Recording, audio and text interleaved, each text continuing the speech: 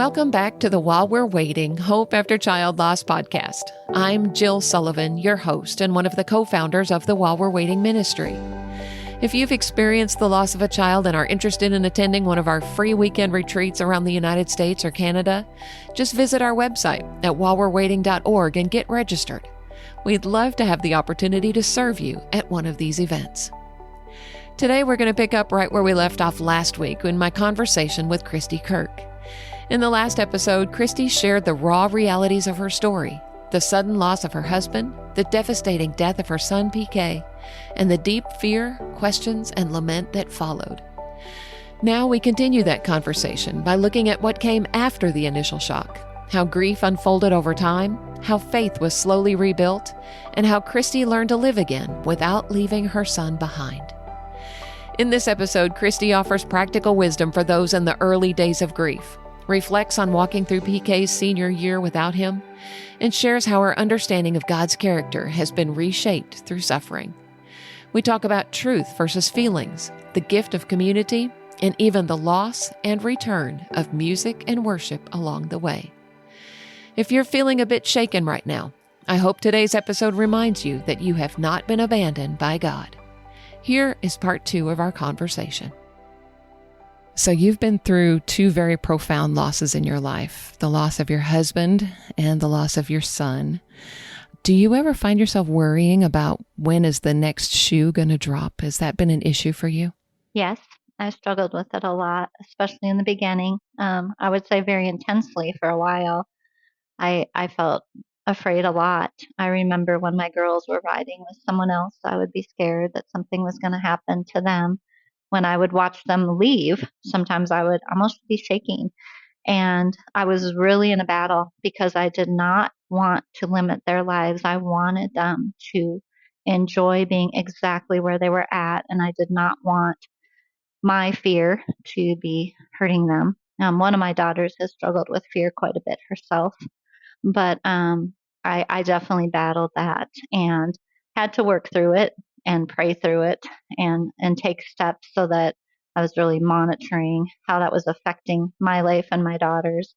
And I would get asked about it. I remember I was at a parent-teacher conference, and it was a coach of my son's who was a teacher, and he loved us, and he meant well. But we were sitting there, and we were supposed to be talking about my daughter, and he just looked at me, and he said, "Kristi, do you just sit around and wait for the next bad thing to happen?" And I remember being caught really off guard because I was supposed to be there talking about my daughter, and I wasn't prepared for that. Right. But I've tried to be very transparent with people. So I just said, well, I said, I'm trying not to. And that was the best way I knew to answer that. But I did battle it. I feel like because the Lord has been rebuilding my faith and trust in Him and helping me to continue to learn, which I believe this is a lesson throughout our lives, but to keep my eyes on Him and not my circumstances, that helps me to not live in fear. But when we go through trauma and pain and death, and especially the death of our children, I think it's a very normal reaction to be scared of what's coming next. And so that goes back to our trust in the Lord. And I believe now He has built a new kind of faith and trust in me that is much deeper and much different than what I had before. And I always tell people, if you think about, if you're on the top of the mountain, or for me, I had my family of 5, everything seemed complete and going the way I thought it should be. And then when all of a sudden it was just the girls and I, and my son was gone too, I had to learn to trust God in an entirely different way. And it all goes back for me to the understanding, because I was really hung up on that my son was only 18. Why 18? Why 18? He was only 18. I wanted to see him go to college. I wanted to see him get married. I wanted to see him have children. I wanted to, I had all these things that were like on repeat in my mind that I wrestled with, and really eventually had to give to the Lord and say, these hurt me. I wish with all my heart I would have seen these things.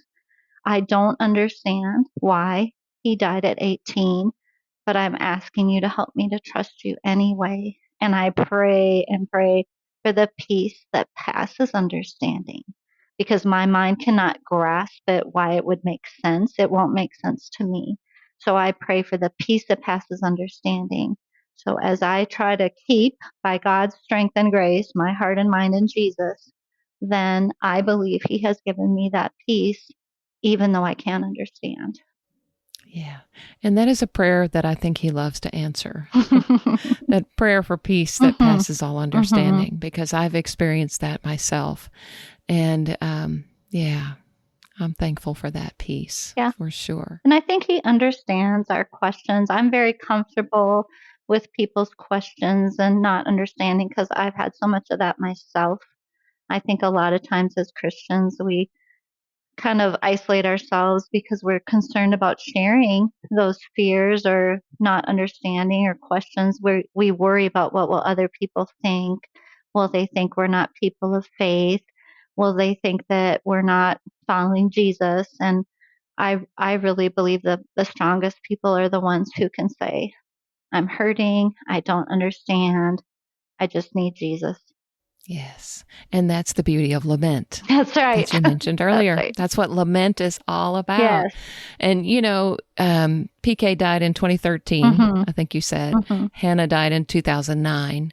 Back then, nobody was talking about lament. That's right. It was not anything that was ever discussed at church or in Bible study. It just wasn't talked about. And I think that I'm so thankful that today people are aware of lament, and some churches are beginning to incorporate it into their worship services and things.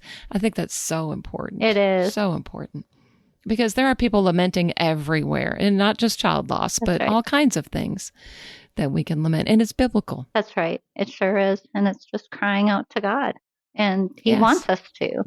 And when people feel like they have to hide it from God, there's nothing hidden from Him. He already knows all of our questions, all of our things that we're struggling with, and He wants us to bring it to Him. One of the things I used to tell people when they'd say, well, are you better now? Are you better now? Another thing I'd say is, well, do you know how the Bible handles grief? And I would have them, I'd try to get them to a point where they'd say, oh yeah, people have put on sackcloth and ashes. And I'd say, well, I'm going to do that. And they're like, what? Which I really wasn't. But I would say, I'm going to do that, because then in those days, at least they were showing on the outside how they were feeling on the inside. And I think that is so much more positive and healthy than in our culture, where people feel like they have to hide their grief.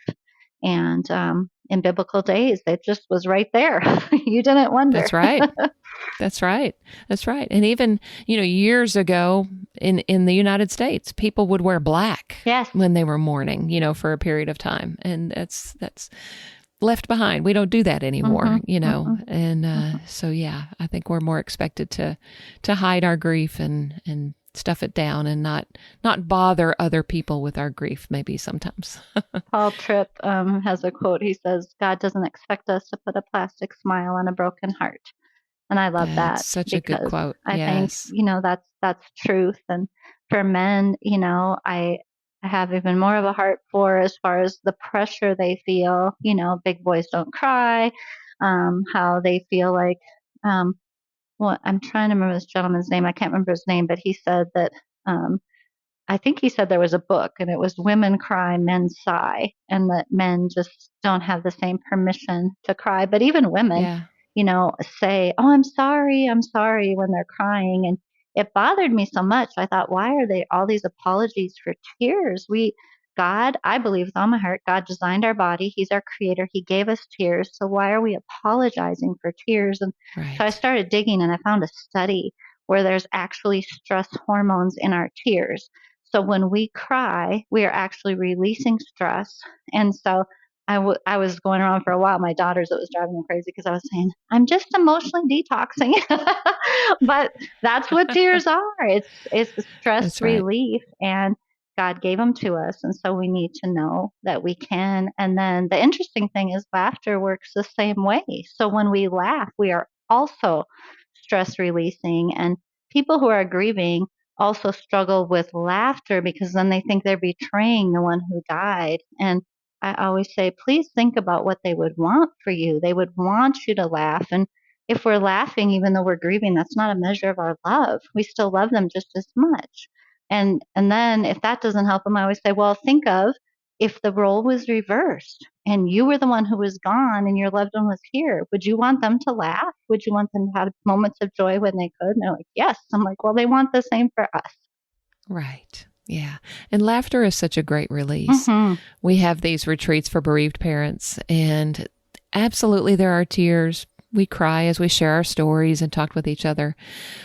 But most people would be surprised to know that there is actually more laughter at our retreats than there are tears. And it's a beautiful thing to be able to laugh freely and in a group like that where people aren't thinking, oh, well, I guess she's over it. I guess she's better now because she's laughing. We all know that, there's just as much release in laughter as there is in tears. So it's a beautiful thing to see. I love to hear bereaved parents laughing together. Me too. It is a beautiful sound. It is. Yeah. Mm-hmm. So PK died in his senior year? It was the summer, so he was going into his senior year. I had waited a year to start him in school because he was a summer birthday. My mom was a kindergarten teacher. She's like, Kristi, boys mature slower. Just wait another year. You won't regret it. She's like, you'll just have an extra year.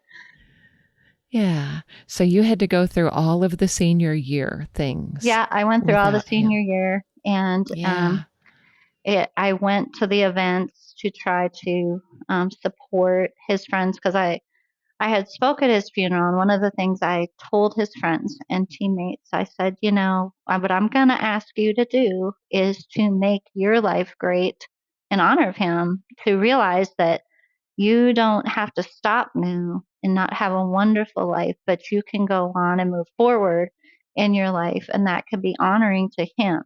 And so I said, I'm going to come and cheer you on and honor my son and for me, because I love you too, and that's what I tried to do. And they did lots of different memorial things and, special things. The football team would run out with a flag that, was in honor of him every game. And the basketball team had different things they did. And they retired his jerseys. They made scholarships in honor of him. And all those things are helpful in grief when we see that recognition at what would have been his graduation. There were flowers on a chair that would have been his. And so it's just, grief is such a mix of all those feelings. And so I was crying and so sad that he wasn't there, but yet still grateful that they were remembering and saying something about him. Mm-hmm. Yeah, that senior year is hard. We walked through that with Hannah. Hannah died in the spring of her junior year. And so we walked through all of those senior things too. And boy, that was hard. Mm-hmm. That was so hard for me. Yeah. But it was beautiful that people remembered her and honored her as well. So there were some good things there too. So as we're recording this episode, it's been a little over 12 years since PK went to heaven. But think back, if you can, to those very early days of your grief. What advice would you give to someone who's listening who may be in those early days himself or herself? One, I would encourage you to be transparent wherever you're at. A lot of times we're worried about what other people would think or that will be a burden. And so then we're not transparent. And the only real way to healing is to walk through it and to not avoid it and not to try to numb it in unhealthy ways, but to be able to be transparent. And that is not easy because there's a lot of pain in there. It's very easy to isolate because we feel so alone.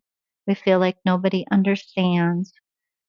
And we have lots of feelings about other people and about God. And it's easy to take all of that pain and instead try to blame someone else or to unleash it in ways that aren't good for us. So I would say, if you can just be where you're at and don't worry about where other people are, that's important because we grieve differently and that's okay. We don't need to grieve the same way. Grief is different for all of us because we're all different. And so there's not a right or wrong way. And then we've got to find out with God's help what is comforting for us. And that's going to be just as different as the way we grieve. So for the girls and I, we found a lot of healing in being outside, being by water, whether it was a lake or a river, wherever it was. Just the beauty of God's creation that helped us. And the nice thing for us is that we all three loved it. That doesn't always happen in families. It can be very different things. So if it's very different things in your family, maybe you can take a poll and then take turns with who Yeah, likes what sure. and take turns in it. Mm-hmm. But I think the most important things is to be honest and with others and with God, and to not isolate. And there's going to be plenty of times when you feel like not doing something. People are going to ask you to do activities, and you're going to probably just want to say no because you don't feel like it. But I would challenge you to do some things. You don't have to do everything. You don't have to be busy, because we need time to grieve, and solitude is important too. But I think it's very important for us to keep those connections, because God has created us for community. And so even though our community may not be filled with people who've gone through the same thing, it's important for us to still keep those connections, because they love us. Even if they don't know what to say or they don't know how to help, we still are going to treasure them in our lives. That's right. Oh, very good advice. Thank you for that. I think all of us who are bereaved parents have this very sharp dividing line, almost like a fault line that runs through our lives that marks the before and the after.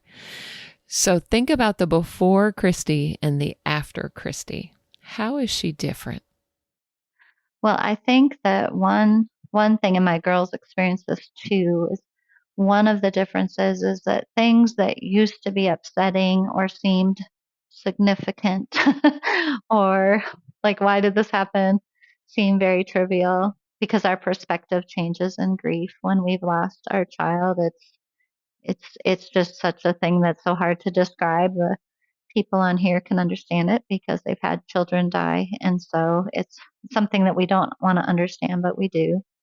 And so I think my perspective is different. I think in grief, definitely we can learn lessons. Ron Deal he said that grief is never our friend, but it can be our teacher, and we can learn lessons in grief. And I think the after Kristi has learned a lot of lessons in how life is a vapor. We just don't know. The before Kristi would have never thought that I would have buried my son. So the after Kristi knows that each day is a gift, and to make the most of it. And so even though there is pain in the day, that it is still worth trying to live out God's purposes for us, because we don't know how many days we have. And if we're here, He has purpose for us. So we want to walk Amen. in that purpose and to love Him and love others. Mm-hmm. Amen. What have you learned about God and His character through your life experiences? Well, definitely I've learned to not base His character on our circumstances. And that's a challenge, I think, for all of us. And I don't even know that we realize we do it. Jackie Hill Perry says that our circumstances don't have the authority to define the nature of God. And I think a lot of times we do that when we go through this kind of pain of losing our child. We think, like the questions I was struggling with: have you left me? Are you not taking care of me? I struggled with, why didn't you protect them? Why didn't you prevent this? Because I knew they could have. The P's, protect and prevent, were probably two of my biggest struggles. But in that came surrender again, where, okay, you want me to trust you even though I don't understand. You want me to believe that you're going to take care of us. And there's a pastor, his name is Blake, and he's at Paragould Central Baptist. And Blake had a quote that I heard. Now, it was several years after my son had died. I think if I would have heard it in the beginning, I wouldn't have been able to receive it. I think it would have been like, don't understand that. But he said Right? that God's presence is greater than His protection or prevention. Wow. And that really sat with me, because I thought, as I look back, my questions were protection and prevention. Why didn't you protect my son? Why didn't you prevent this accident? I know you could have. Why didn't you? And I was circling in that. And when I heard that, I just must have been in a place. Again, this was several years later, and I don't remember how many years, but I know it wasn't right in the beginning, because I know I wouldn't have done well with it. I would have just rejected it because I wouldn't have been able to receive it. But Sure. I thought about it and I thought, well, that's truth, because even though the protection and prevention wasn't what I wanted with my son, do I know that God was with us? Was his presence always there? Did he honor his word? Did he, as he promised, never leave us or forsake us? And my answer is yes. I know that he did not leave us or forsake us, even though our feelings maybe felt that way, but it wasn't truth. And so God's character always has to be based on what his word says. He is always loving. And when we go through child loss, there isn't much that feels loving in it, because we want them with us. We can look to where they are now in heaven, and that can give us hope, because we can say, okay, they're with Jesus. They have no more tears, no more pain, no more disease. For those like your daughter who suffered, went through pain, to know, okay, she is in perfect peace. She is in the presence of the Lord. And we can't even imagine what that is like, and the peace and the joy that is. So we can have hope for that, and hope that we will see them again someday, but we still grieve. And so, like the Bible talks about, we have to take our thoughts captive and make them obedient to Christ. And I think that's another one of those lifelong processes. I don't think I'll Yes. arrive at it, but I'm Right. trying by his grace to try to do that, to watch what I'm thinking. And it's so common in grief. One of the ladies I worked with, whose son had died of a brain tumor. He was diagnosed with, he was 9, and died when he was 10. And I remember that song would come on, "You're a good, good father." And she would just have to turn it off, because she was feeling like, are you, just normal things that I wrestled with myself. And just where, as God works in us through healing and comfort and strengthens us, then we come to a place that, just as you said, his character is, we have to look at who he is. And he is good, and he is kind, and he always loves us, and he does not leave us. And so we have to take those promises and know them. I living by myself, I would say them out loud. Okay, I feel alone in here, but you said you will never leave me or forsake me, so I'm not alone. And just declaring what his word says. Yeah. Yeah. Well, and I love how you keep comparing feelings and truth. And I think that's something we have to realize is, okay, is this just a feeling that I have, or is this truth? And we need to keep coming back to truth, the truth of God's word. Yeah. And that's such a balance, because we need to know Yes. it's okay to share our feelings. And in grief, we're going to have lots of feelings, and that we can share them with the Lord and others. But then we also have to always compare our feelings to what does the word of God say. So when I was feeling abandoned, then I had to go back to, okay, does the Bible say that God's going to abandon me? No. It says he's never going to leave me or forsake me. So then we have to go with these truths and confront our feelings with that. Right. Right. Because the feelings are real and they're Absolutely. legitimate. Yep. And we don't but need they're to hide not them. always true. Right. Right. They're not always based in truth. That's right. So, That's yeah. right. Yeah. Thank you for that. So do you have a favorite scripture? You've mentioned a lot of scriptures as we've been talking. Do you have a favorite one that's been especially meaningful to you? I have so many. I don't know if I can pick exactly one. I love Psalm 3:3, where it says, "Lord, you are a shield about me, my glory, and the lifter of my head." Because I love Yes. that imagery of him lifting our heads, because Yes. he can do that. I Me know too. he's done that in me. Psalm 34:18, how the Lord is near to the brokenhearted and saves the crushed in spirit, because we're definitely in grieving. Parents feel brokenhearted and crushed, but I know the Lord can redeem that pain. Um, I have so many. I don't think I can pick Give just us one more. one more. Okay. Psalm Okay. 46, 1 through 2. God is our refuge and strength, a very present help in trouble. Therefore, we will not fear, though the earth give way, though the mountains be moved into the heart of the sea. And I think in grief, sometimes it feels like we've watched all that, especially when it's our kids. Yes. But I claim, okay, very present help in trouble. I need help, and be my refuge, be my strength. And he is. Exactly. Yeah. All of those scriptures have such great truth in them, truth that we can hold on to, very practical. Yeah, good. So the last question I always like to ask, has music been an important part of your grief journey? And if so, what is on your playlist? I feel like it probably has been. It's really been an interesting journey for me with music because I grew up Okay. very musical, played the piano since I was third grade, very tied in with me. When my son died, I didn't play piano for a while. I did not. Now I do now, and I love it again. But I went through a time, I guess, because it was just so interconnected somehow. I went through a time where I didn't, and I had a time where I didn't want to listen to music. I think when I was in the heat of my struggles and battles, but the Lord helped me to hear Him through the praise music again, because I've always been a person who loves praise music. So I did go through that time where I didn't listen well, and I am full on back in as I was. I love so many songs. So the current ones I love, I Know a Name by Elevation Worship. I love Promises by Maverick City. Worthy of It All.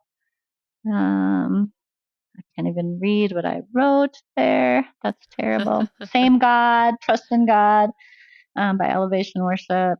I have many like that I just love, that now I can sing again, and no matter how I'm feeling, and just claim to the promises that are within them. And I think singing is so good for us as we can, because it's kind of Yes. connecting our hearts and our minds and declaring God's truth.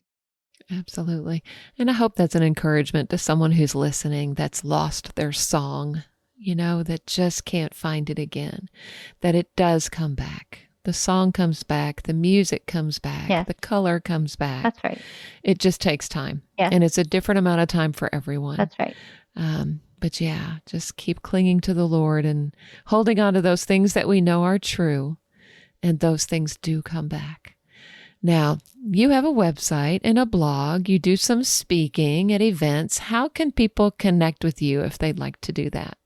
My blog and website is kristiankirk.com, and that's KristiAnnkirk.com.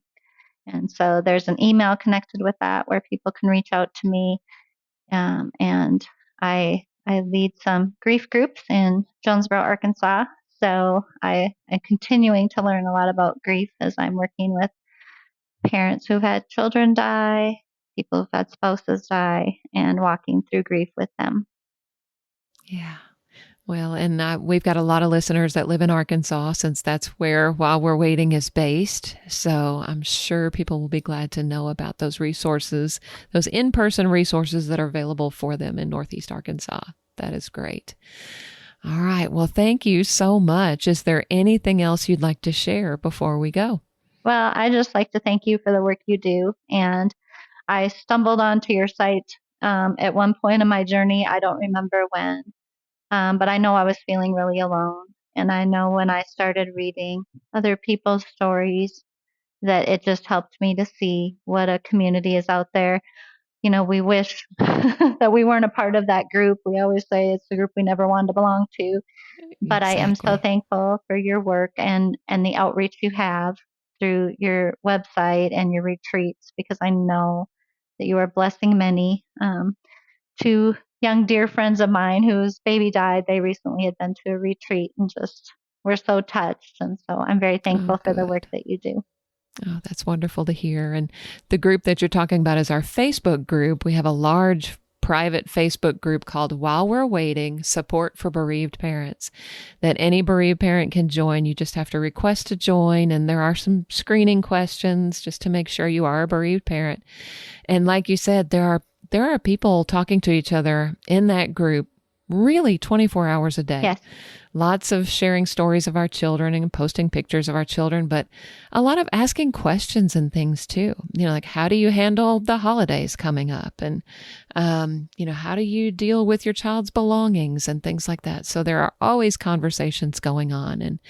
And it's an encouraging group. There's a lot of Facebook groups for bereaved parents that can be kind of dark places, not very hopeful, not very encouraging, but because ours is faith-based and that kind of discussion is promoted and encouraged, there's hope there. There is. And so anybody who's listening that has not checked out that group. Again, there will be a link for the show in the show notes. There always is to that group after you listen to the podcast. And we'd love to have you join our family in that group. But Kristi, thank you so much for visiting with me and for sharing your story. And I'm encouraged just from hearing what you had to say this evening. So thank you so much. Well, thank you for the opportunity. It's been a blessing. As we close out our conversation today, I'm thankful for Kristi's honesty, her faith, and the wisdom she's shared from years of walking this road of loss. Kristi has reminded us that grief reshapes us, but it does not separate us from God. Even when our questions remain unanswered and our hearts feel weary, His presence is steady and faithful. Healing is not a moment, it's a journey, and none of us are meant to walk it alone. If this conversation encouraged you, I hope you'll take a moment to rate and review the podcast. It's one of the simplest ways you can help other bereaved parents find hope and community. And if you know someone who might need this episode, please consider sharing it with them. You'll find links in the show notes to connect with Kristi, as well as resources from While We're Waiting, including our private Facebook support group and information about our retreats. Thank you so much for listening. Until next time, may the Lord be your refuge and strength while you wait.